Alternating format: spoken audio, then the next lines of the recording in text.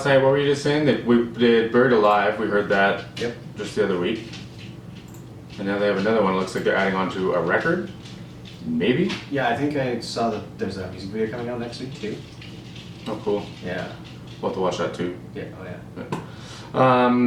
Buried Alive, do you know, or sorry, Our Last Night, do you know if they're doing their own stuff still at home?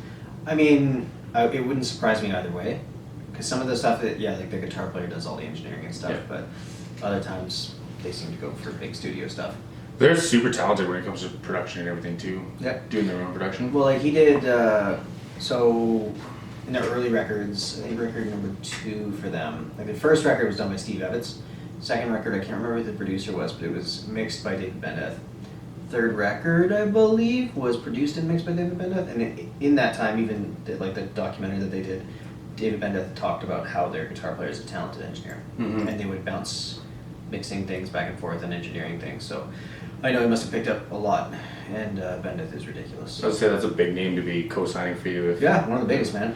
And this band, I was thinking about doing like a glow up thing. So I remember listening to some of their early stuff in high school. Yeah. And then comparing it to this, it's like it's It's night and different. It's different. That's like when they started, the singer was, I can't remember if he was 14 or 16. Wow. He was so young. They were all so young. Crazy. And they were doing a record with Steve Evans, who was like not a no-name producer. Yeah. You know what I mean? So He must have seen something in them because, like, obviously, like they just put this out. We just watched this the other day. well, they hit a label for their first record, so I mean, they're talented. Yeah. There's just no way around it. Yeah, they're obviously. really talented. So this one just came out. I haven't heard it yet. I don't think you've heard it yet. When We Were Broken, Our Last Night. Maybe. We'll get there.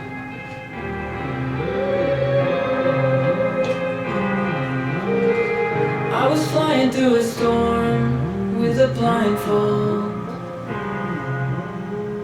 You were hiding from the clouds under a rainbow. So release number 2 with a ballad. Yeah. I don't know how I feel about That breaks rule number 1. Mhm. Isn't it hit ballad? Yeah. Yeah. Walking through life, slipping on ice, but somehow we couldn't run from each other. I was flying through a storm with a blindfold. We met when we were broken, everything out of focus, and our times were rolling in and out. The curtain fell on us, and our scars turned to dust, yeah. Our hearts were stolen, even when we were broken. Okay, before that happens, you were gonna pause it. Well, I would very much like for him to figure out a low volume, pretty voice that doesn't sound boyish. Yeah. Because he's a man now. Mm-hmm. Like, it's weird to me how he'll have that like streamy voice, which is cool, and then he'll kind of back down into this like boyish tone. It's the guitar player singing like that, right? Because Because the other dude's usually like pretty like up front and like Yeah. you know, he does most of the screaming, I I think think. he must. Well, no, he sings now too. Yeah. He got good at singing real well. But then the other guy, he's always got that mustache and the Yeah. dope guitars. He's a freak guitar player, but Yeah. he's kind of got the more like kind of pretty tone voice. Well, he's got a very high voice, but like you can sing pretty and not sing thin. Yeah. You know what I mean? Like you could do like the Kill Switch Engage thing almost, where it's like the one dude's like the lower and like the killing it and all that stuff, and then you have like the angelic like on top, Yeah. like the big kind of almost choir vocal. Yeah. Like he would do it really good like that. Yeah, Right. and he does usually, but like, I don't know. You don't need to thin out like that, in my opinion. Yeah. I would still try and find something prettier, Yeah. but that's just me maybe a being. microphone. Uh, I'm sure they got every I microphone was they gonna want. say they got whatever they want at this point in time. Yeah. So, Yeah. anyways, let's hear this drop. Okay, I backed it up a little bit. Even when we were broken. When we were broken.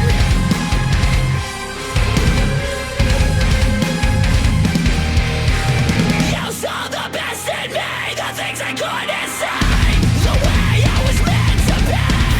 I saw the Jewish hell through all the black and brown. And now we're walking through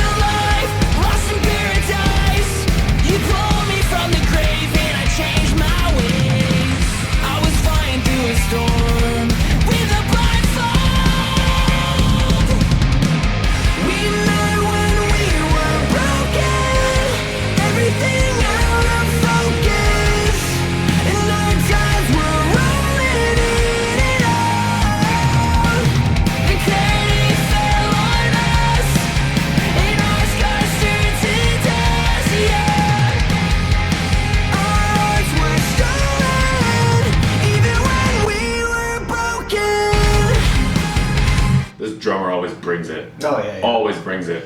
You know, the funny thing is, like, this is hardcore Coldplay. Yeah. Like, these are pretty songs. Mhm. They're well-written pop songs Mhm. with hooks and things, and then they add in the gravatas and you know, double kicks and screams and stuff. But that's Clocks Yeah. by Coldplay. It's Yeah. like, oh, this is a pretty song. Yeah. You know what I mean? Yeah.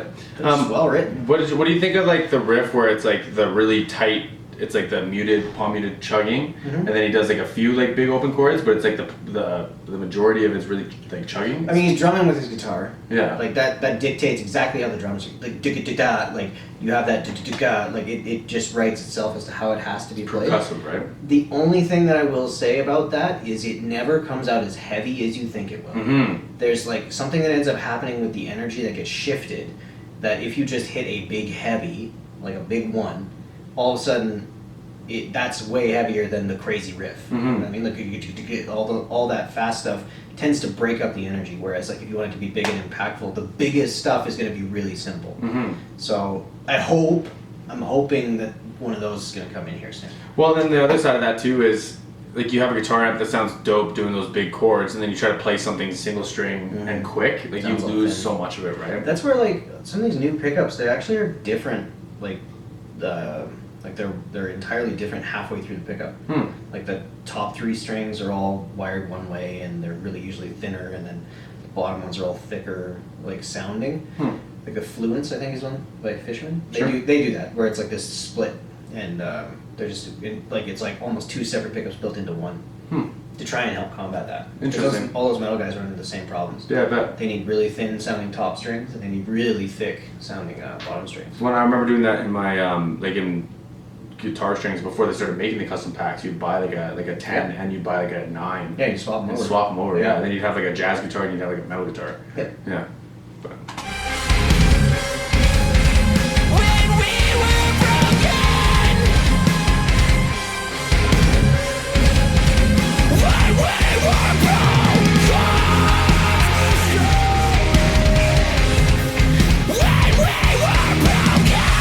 that's what I'm talking about in that palm muting. Yeah. Like it sounds cool when he's screaming on top of it because he gives him room to do that. Yeah. But when it's just like the breakdown, like I don't know. It reminds me of like a fast forward. Yeah. It's like you, all of a sudden whatever's happening there, yeah, it's cool, but it's kind of like Mm. you skip over it a Mhm. little bit. And they're tight too. Like Yes. this is the band for that. Well, I This mean, is- it's digitally perfect. Yeah. Like there's no way around that. That's just the nature of what is and as happening. tight as that thing can possibly be. Yeah. So I don't know. I always find those things like because I ran into those struggles with writing stuff. It's like you think that it's really gonna be really cool, and it just doesn't come out the same like guts that you think it should. Mhm. It's weird. One thing I'll give these guys when it does come to those riffs is like their cadences always feel finished. Yeah. Like like Yeah. a lot of guys, especially like in blues, they'll try to write some new monumental guitar line, and it's just like it's just not enough. These guys are really good at like wrapping that up. I will say though, like the Buried Alive one, that ending was exactly what I'm talking about. Yeah. Like that was just like as heavy as you can ask for. Yeah. And like that was dope. Yeah. Although I don't think we're gonna get that in this, but that's okay. Yeah. That's okay. We'll find out. When we were broken. All those like synths are like new. Modern sounds. It's very almost like Yeah. you hear all that stuff in like Billie Eilish and shit. Yeah. Oh, yeah. Yeah. What's neat though is like taking that influence and adding it to stuff like this. Like it makes it more appealing to another audience. I would think so. Well, and it utilizes that asset that is all those covers that they do, right? Yeah. Well, if they've learned anything from doing pop covers, it's how to write songs. Yeah. Oh, yeah. Like, honestly. Well, and they're putting These them out are every really well like done. 2 weeks right now. Yeah, it seems it. Yeah. But yeah, I mean, because they were writing really cool stuff beforehand, but their first record, compared to this, their first record is prog rock basically, so it's kind of all over the place. And even though it has some pop sensibility and stuff, they really didn't start writing pop-y songs until they did that record with Penda. Mm-hmm. Then all of a sudden it was like, you could call them a hard rock band at that point in Mhm. time. They very much limited all the craziness. Mm-hmm. And then now they still seem to kind of keep it in there every once in a while, but really It's haven't. flashy, right? Yeah. Yeah. They're like fireworks and Yeah. stuff, but the core of it's just a well-written tune. Yeah.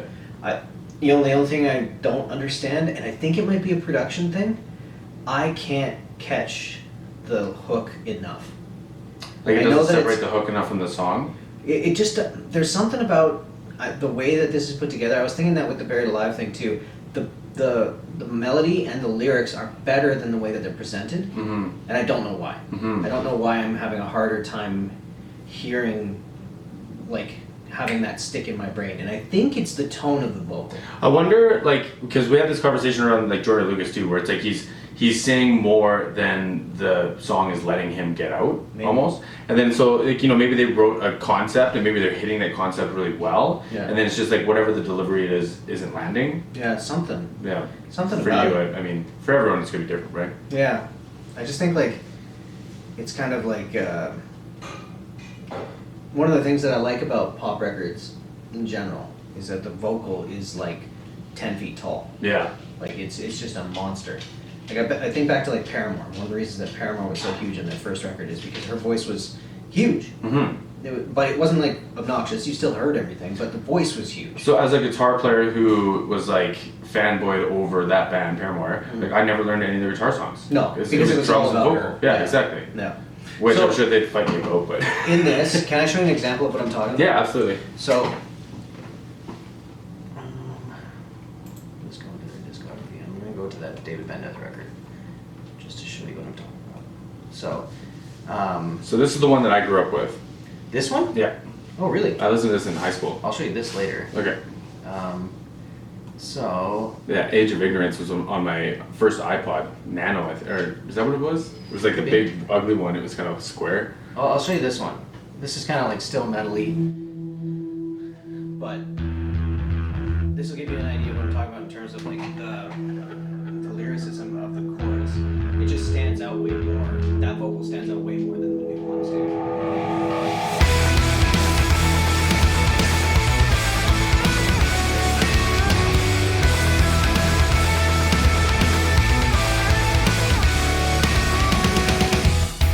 You come out at night, heartless and thirsty for blood. And I hear the people say that you are the living dead.